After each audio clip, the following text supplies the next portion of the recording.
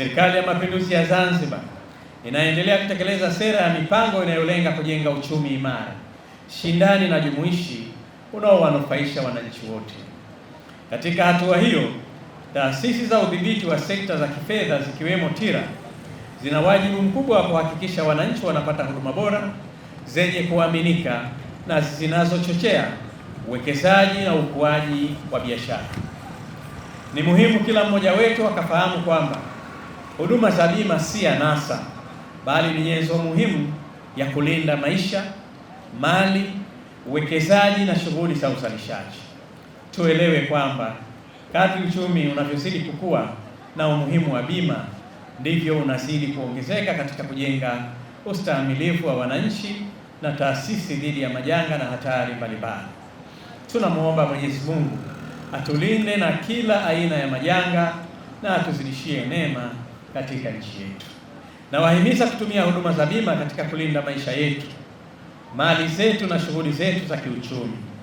Kama sote tunafahamu kwamba elimu ya bima ni muhimu katika kujenga jamii yenye uwezo wa kukabiliana na majanga na changamoto mbalimbali za kifedha. Naielekeza TIRA kuandaa utaratibu wa kutoa elimu kwa wananchi kupitia vyombo vya habari, taasisi za elimu, vikundi vya kijamii na viongozi wa dini ili kuongeza uelewa wa wananchi juu ya umuhimu wa matumizi ya huduma za bima.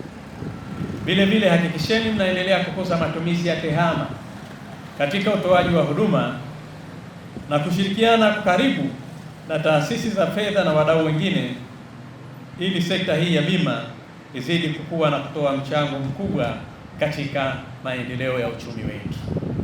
Itakumbukwa kwamba mnamo mwaka 2023 serikali ya Jamhuri ya Muungano wa Tanzania ilipitisha sheria ya afya kwa upande wa Tanzania bara, na mwaka huo huo 2023 serikali ya Mapinduzi ya Zanzibar pia ilipitisha sheria ya kuanzishwa kwa mfuko wa huduma za afya Zanzibar. Shabaha kuu ya kuanzishwa kwa bima ya afya ni kuhakikisha kila mwananchi wa Tanzania anapata huduma bora za matibabu hata kama hana uwezo wa kifedha wa kulipia huduma za matibabu. Hivyo ni vyema kila mwananchi akahakikisha anakuwa na bima ya afya ili kupata matibabu kwa urahisi na pia kuchangia afya bora kwa jamii yote kwa jumla. Tukiwa tunazindua ofisi ya Mamlaka ya Bima Tanzania Kanda ya Pemba, napenda kutumia fursa hii kuwakumbusha umuhimu wa kuzingatia sheria za usalama barabarani. Sheria hizi zimewekwa kwa lengo la kulinda maisha ya wananchi, mali zao na kuimarisha utaratibu wa matumizi ya barabara zetu.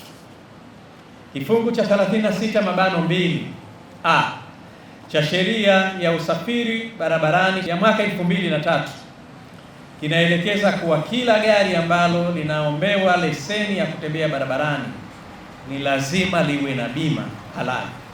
Kadhalika, kifungu cha 14(1) cha sheria ya vyombo vya moto vya serikali ya mwaka 2004 kinaelekeza wazi kwamba vyombo vyote vya moto vya serikali vinapaswa kukatiwa bima ya mtu wa tatu. Kwa msingi huo, hairuhusiwi chombo chochote cha usafiri kuingia barabarani bila ya kuwa na bima inayotambulika kisheria.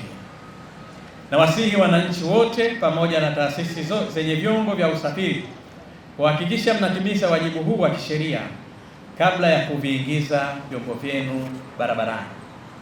Aidha, naziagiza mamlaka na taasisi zote zinazosimamia usalama barabarani kusimamia kikamilifu utekelezaji wa sheria hizi na kuchukua hatua stahiki dhidi ya wale wote watakaobainika kuendesha vyombo vya usafiri bila ya kuwa na bima halali.